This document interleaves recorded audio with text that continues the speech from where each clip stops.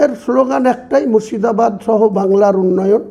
উন্নয়নের নামে যে তোলাবাজি চলছে, কিছু মানুষের করে কমে খাওয়া চলছে, তাদের বিরোধিতা করা এবং ধর্মনিরপেক্ষ একটি দল হবে, যে দলের নামকরণ হয়ে আছে, সেই দলের লোগো হয়ে আছে, সব কিছু হয়ে আছে, আপনারা দেখতে পাবেন।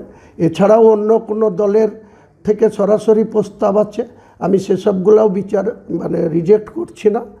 আমি সেগুলো, যেহেতু আজকে যারা অভিযোগ করছে বিজেপির জন্য, আমার কাছে সরাসরি মহারাষ্ট্রের কোনো একটা দলের, যিনি মহারাষ্ট্র সরকারের ডেপুটি সিএম আছে এবং সে রাজ্যসভার মেম্বার প্রফুল্ল পটেল, তারা আমাকে সরাসরি বলেছে যদি আপনি আমাদের দলের রাজ্যের দায়িত্ব নিয়ে আমাদের প্রতীকে লড়াই করেন, কারণ মহারাষ্ট্রে যে সরকার আছে তাদের 43 জন মেম্বার আছে, 4 জন সাংসদ আছে, তাদের মন্ত্রী আছে, তাদের ডেপুটি সিএম আছে। আমি এটা তাদের বলেছি যে আমি এটা বিচারের দিন রাখছি, কিন্তু আমার নিজের দল, ধর্মনিরপেক্ষ দল, সেকুলার দল প্রস্তুত হয়ে আছে, সব কিছু রেডি আছে। 31 ম্যান 31 জনের স্টেট কমিটি রেডি আছে, আমি 22 তারিখে মানুষের সামনে আনব। মূল প্রতিপক্ষ কি তৃণমূল কংগ্রেস? তাহলে তৃণমূল বিজেপি দুটোই। বিজেপি সাম্প্রদায়িক দল, তাদের সঙ্গে গাঁটছড়া বেঁধে বাংলা চালাচ্ছে, মুসলমানদের বোকা বানাচ্ছে, মুসলমানদের ভোট নিয়ে মুসলমানদের জনপ্রতিনিধিদের কোনো গুরুত্ব নেই।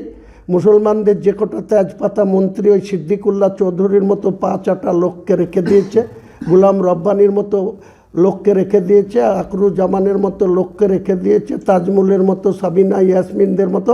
তাদেরকে ভালো করে জিজ্ঞেস করুন গা, কোনো ফাইল তারা নিশ্চিত করতে পারে কিনা, কোনো নির্ণায়ক ক্ষমতা তাদের আছে কিনা জিজ্ঞেস করুন গা। আচ্ছা, হুমায়ুনদার 6 তারিখের কর্মসূচি যদি আপনাকে করতে না দেয় প্রশাসন, আপনি কি করবেন? প্রশাসন করতে না দিলে আমি ওখানে গ্রেপ্তার হব, আমি সব কিছুর জন্য প্রস্তুত আছি। করতে না দিলে করব, গ্রেপ্তার হব। গোটা রাজ্যবাসী দেখবে যে হুমায়ুন কবির পিছানোর লোক না, আমি গ্রেপ্তার হব। আবার তো জুডিশিয়ালের প্রতি আস্থা আছে। বামফ্রন্ট তো আমাকে 81 দিন জেলে পুরে রেখেছিল, তারপরে অনারেবল হাইকোর্টের ডিভিশন বেঞ্চ আমাকে জামিন দিয়েছিল।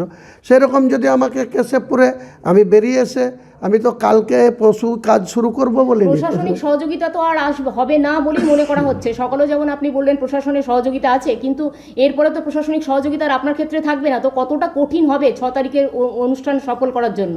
আমি আমার রাস্তায় থাকব, আমার ভেন্যুতে থাকব, আম জনতাকে নিয়ে থাকব। যেখানে আমার বাবরি মসজিদ করার কথা সেই জায়গাতে শিলান্যাস করব।